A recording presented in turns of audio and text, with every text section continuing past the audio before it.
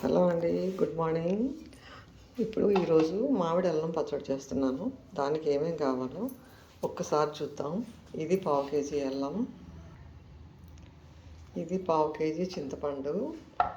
కాచి చల్లార్చిన నీళ్ళని వేసుకున్నాను. ముందు చింతపండు కడిగేసి శుభ్రం చేసి కాచి చల్లార్చిన నీళ్ళు వేసి నానబెట్టుకున్నాను. ఇది బెల్లం అర కేజీ నేను సగం చేసి తర్వాత పచ్చడిలో వేసుకుంటాను.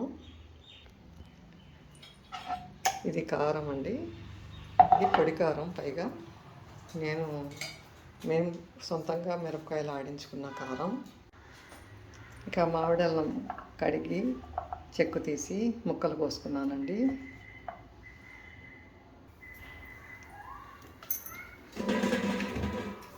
ఈ అల్లం ముక్కని కొంచెం ఇవ్వండి వేరుశనగ నూనె వేసుకుని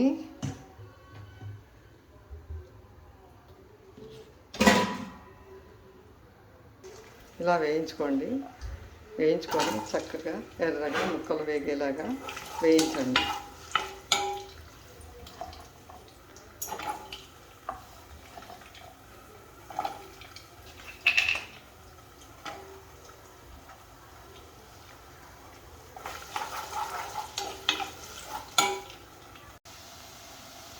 ఈ అర కేజీ బెల్లం కదండి, అందుకని సగం కోసి పక్కన పెట్టుకున్నాను.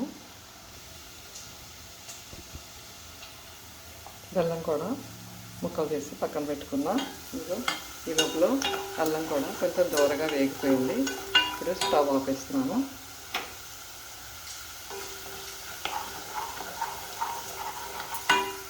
ఇవ్వండి వేగిపోయిన అల్లం ముక్కల్ని, మామిడి అల్లం ముక్కల్ని వేయించింది ఇలా పక్కన పెట్టుకున్నాను. చల్లారిపోయినాయండి. ముందు ఒక్కొక్కటిగా నలగనివ్వాలి. మామిడి అల్లం కానీ అల్లం పచ్చడికి కానీ కొలతలు మాత్రం బెల్లం, నూనె, అల్లం, కారం ఇవన్నీ, చింతపండు ఇవి మాత్రం సమానంగా ఉండాలి. కారం కొంచెం తగ్గించుకోవాలి. తర్వాత వెల్లుల్లి కొంచెం, తర్వాత వెల్లుల్లి,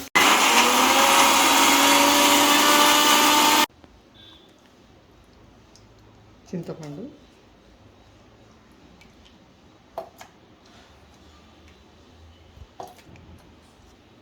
బెల్లం,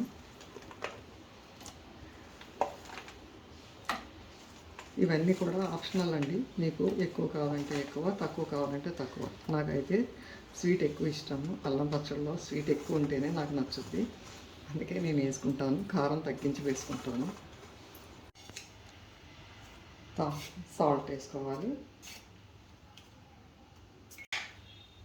కారం నేను చెప్పాను కదండి, కొంచెం తక్కువ వేసుకుంటాను. మీకు కావాలంటే ఎక్కువ వేసుకోండి. కారం ఎక్కువ వేయకపోతే అది నిల్వ ఉండదు అంటారు కాబట్టి, కానీ నేను ఫ్రిడ్జ్లో పెట్టుకుంటానండి. ఇదిగోండి మొత్తం అంతా వేసేసాను. మీరు వెల్లుల్లి కొంచెం తగ్గించి వేసుకోండి. ఒక 2-3 రెబ్బలు వేసుకుంటే సరిపోతుంది. వెల్లుల్లి తొక్కలు రాకపోతే ఇలా అటు ఆ చివర ఈ చివర ఇలా కోసేసుకుని ముక్కలు కోసేసుకోండి. చక్కగా తొక్కలు వచ్చేస్తాయి. స్టవ్ వెలిగించుకొని నూనె ఇంకొంచెం పోసుకోవాలండి. నేను వేరుశనగ నూనె వేసుకుంటున్నాను. వేరుశనగ నూనె కానీ నువ్వుల నూనె కానీ వేసుకోవాలి. శనగపప్పు,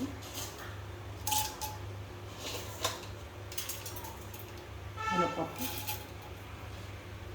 ఆవాలు,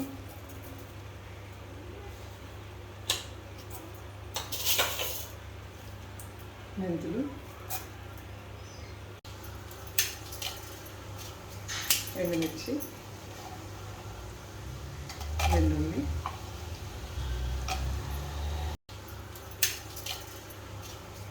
ఎండుమిర్చి,